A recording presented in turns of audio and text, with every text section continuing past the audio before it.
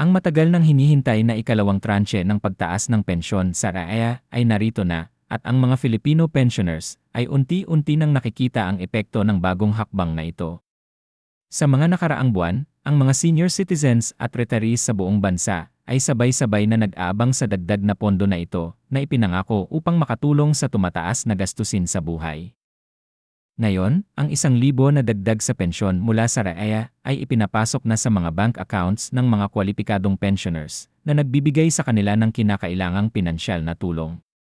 Ang ikalawang tranche na ito, na sumusunod sa unang round ng mga pag-adjust na isinagawa noong nakaraang taon, ay isang mahalagang hakbang patungo sa patuloy na pagpapabuti ng kalagayan ng ating mga matatandang mamamayan.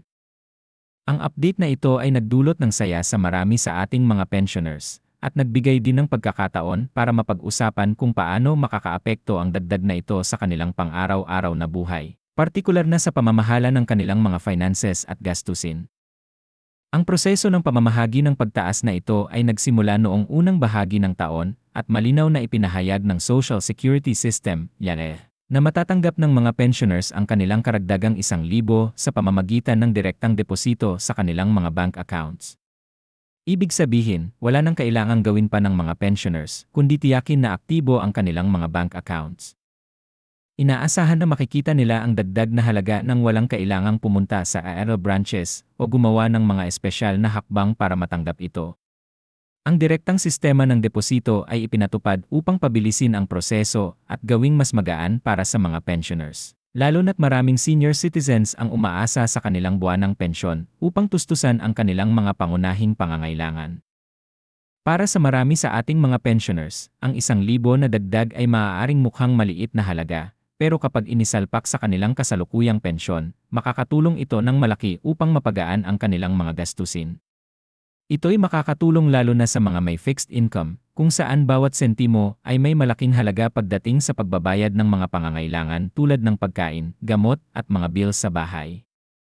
Ang ikalawang tranche ng pagtaas ng pensyon ay hindi lamang basta-basta pag-adjust, kundi isang patuloy na hakbang para matulungan ang mga senior citizens. Ang hakbang na ito ay bahagi ng mas malawak na layunin ng gobyerno upang matiyak na ang mga Filipino pensioners ay magkakaroon ng marangal at pinansyal na kasiguraduhan sa kanilang mga huling taon. Nauunawaan ng pamahalaan sa pamamagitan ng SAS na ang mga pensioners ay kabilang sa mga pinakamahihinang sektor sa lipunan dahil madalas ay limitado na ang kanilang kakayahan upang maghanap buhay pagdating ng kanilang pagreretiro. Sa harap ng patuloy na pagtaas ng mga bilihin, mahalaga na magbigay ng sapat na tulong upang mapanatili nila ang isang disenteng pamumuhay. Bagamat ang 1,000 na dagdag ay isang magandang hakbang, marami pa ring nananawagan ng mas malalaking pagtaas, lalo na't patuloy na tumataas ang inflation at nakakaapekto sa purchasing power ng marami sa ating mga kababayan. Para sa maraming pensioners, ang timing ng pagtaas na ito ay tila napakaganda. Habang nagpapatuloy ang taon, inaasahan na tataas pa ang mga gastusin, at bawat karagdagang piso ay may malaking epekto sa kanilang kakayahang matugunan ang kanilang pang-araw-araw na pangangailangan. Marami sa mga senior citizens ay umaasa sa kanilang buwanang pensyon bilang pangunahing pinagkukunan ng kanilang kita, at ang 1,000 na dagdag ay isang malaking tulong sa pagtugon sa kanilang mga pangangailangan. Para sa mga pensioners na nakatira mag-isa o sa mga walang kapamilya na nagbibigay ng suporta, ang pagtaas na ito ay isang lifeline na magbibigay sa kanila ng pagkakataong mapanatili ang kanilang kalayaan. Isang mahalagang pagkilala rin ito sa mga kontribusyon ng mga individual na ito sa ating lipunan sa loob ng kanilang mga aktibong taon. Bagamat hindi na sila makapagtrabaho o kumita ng kita, ang kanilang mga pensyon ay nagsisilbing pasasalamat mula sa gobyerno para sa mga taon nilang paglilingkod sa bayan. Mahalaga ring tandaan na ang pagtaas na ito ay ipinagkakaloob sa lahat ng mga kwalipikadong LRL pensioners, kasama na ang mga nagreretiro, mga nabubuhay na asawa, at ang mga nakakatanggap ng disability pension. Ang malawak na saklaw ng pagtaas na ito ay nakatutok sa pagpapabuti ng pinansyal na kalagayan ng iba't ibang sektor ng senior citizens. Ang direktang deposito na pamamaraan, sa partikular, ay nagpapadali sa proseso at tinitiyak na ang mga karapat-dapat na pensioners ay makatatanggap ng kanilang mga karampatang benepisyo nang hindi na kinakailangang dumaan sa mga komplikadong hakbang. Bukod pa rito, nakakatulong ito upang maiwasan ang mga problema na dulot ng manu-manong proseso tulad ng mga pagkakamali o hindi pagkakaintindihan tungkol sa mga kwalifikasyon. Para naman sa mga hindi pa nakakatanggap ng kanilang pagtaas, mahalagang maging updated at mag-monitor ng mga anunsyo mula sa RAEA. Ipinahayag ng SES na patuloy silang nagtatrabaho upang maproseso ang lahat ng mga kinakailangang transaksyon at matiyak na matatanggap ito ng bawat kwalipikadong pensioner. Kung sakaling hindi pa rin matanggap ng isa ang kanyang dagdag na pensyon, iniiwasan din ng SEA ang anumang aberya. Makatarungan at maginhawa ang proseso ng pagpaproseso sa mga transaksyon ng NEA. Tinutulungan din nila ang mga pensioners upang sagutin ang mga tanong at issue nila. Habang otomatiko ang sistema, hindi maiiwasan ang mga pagkakataong magkakaroon ng mga delay.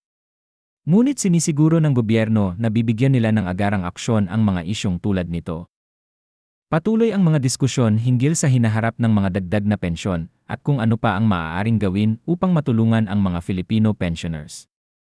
Ang 1,000 na pagtaas ay tiyak na isang magandang hakbang, ngunit baka hindi ito sapat upang makaangkop sa mabilis na pagbabago ng ekonomiya. Habang patuloy ang pagtaas ng mga presyo ng pangunahing bilihin at serbisyo, patuloy din ang mga hiling para sa karagdagang pagtaas ng pensyon. Ang mga tagapagtaguyod ng mga senior citizens ay nagsusulong ng mas malalaking pagtaas sa pensyon, lalo na sa gitna ng lumalalang presyo ng healthcare at iba pang pangangailangan. Bagamat may mga hakbang na ginawa ang kasalukuyang gobyerno upang tugunan ang mga pangangailangan ng mga senior citizens, malinaw na marami pang kailangang gawin upang matiyak na ang mga pensioners ay hindi maiwan sa likod habang umuunlad ang bansa. Ang pagpapatupad ng ikalawang tranche ng SRL pension increase ay isa lamang bahagi ng mas malaking usapin tungkol sa social safety net para sa mga senior citizens. Habang dumarami ang mga taong umaabot sa retirement age, patuloy na tataas ang presyon sa mga pension systems. Kailangang mag-adjust ang gobyerno upang matiyak na ang pensyon ay magiging sustainable at matutugunan ang mga pangangailangan ng isang aging population. Kasama rito ang pag-aaral ng mga alternatibong pinagkukunan ng pondo, pagbabago ng mga contribution rates, o pagpapabuti ng sistema ng pensyon upang mas maging angkop sa pangangailangan ng mga pensioner. Sa ngayon, ang mga Filipino pensioners ay makikinabang sa kaalaman na ang gobyerno ay patuloy na gumagawa ng mga hakbang upang mapabuti ang kanilang pinansyal na kalagayan. Ang direktang deposito ng 1,000 ay isang hakbang patungo sa mas mabisang sistema ng pensyon at nagpapakita ng pakikinig ng gobyerno sa mga hinaing ng mga senior citizens. Bagamat ang adjustment na ito ay hindi sapat upang malutas ang lahat ng pinansyal na problema ng mga pensioners, isang positibong hakbang ito patungo sa tamang direksyon. Sa ngayon, ang focus ay nasa pagpapahusay ng pamamahagi ng mga kasalukuyang pagtaas, at tiyakin na ang mga susunod na adjustments ay makikinabang ang mga senior citizens sa hinaharap. Sa panghuli, ang ikalawang tranche ng SRL pension increase ay isang napapanahong hakbang na nagdudulot ng agarang tulong sa mga Filipino pensioners. Habang ipinapasok na sa kanilang mga bank accounts ang dagdag na 1,000, mas madali nilang matutugunan ang kanilang mga pangangailangan at mas magkakaroon sila ng kasiguraduhan sa kanilang pinansyal na hinaharap.